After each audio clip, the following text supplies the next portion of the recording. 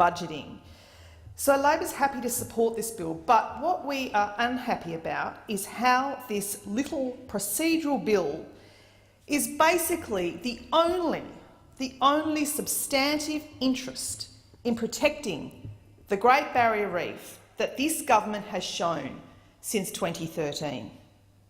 And that is why the opposition Shadow Minister Tony Burke moved a second reading amendment to this bill in the other place so that the Parliament could make clear its belief that the Turnbull government has failed, completely failed, to protect the Great Barrier Reef.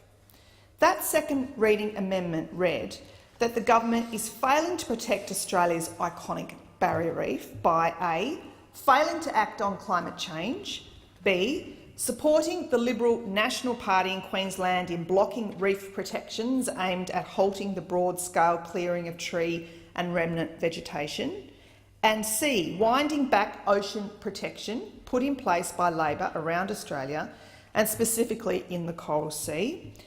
And 2, this government cannot be trusted to protect the Great Barrier Reef and fight for Australia's unique environment. Now, the government voted against this amendment, as you would expect. But what happened? They lost. They lost in the other place, 69 to 61. This government lost a vote on the floor of the other place again.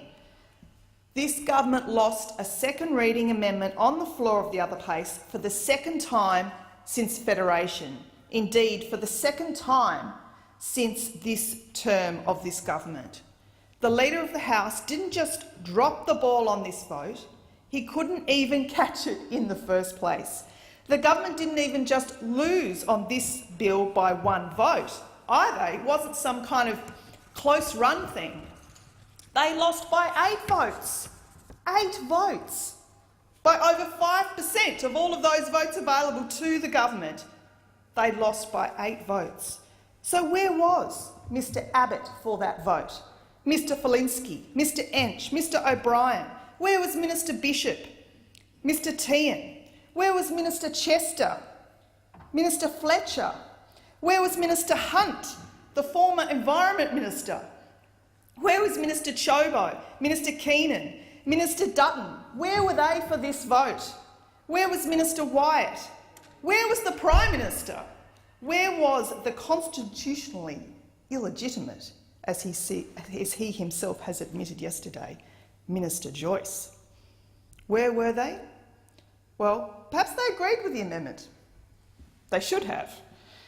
It was a comprehensive, humiliating defeat, again, for this government in the other place. And it would have been bad enough if the government had happened to do this in isolation. But it happened so soon after question time. The mortification, I can just imagine it. In fact, only one government has ever suffered it, and it's this government, under this Prime Minister, twice.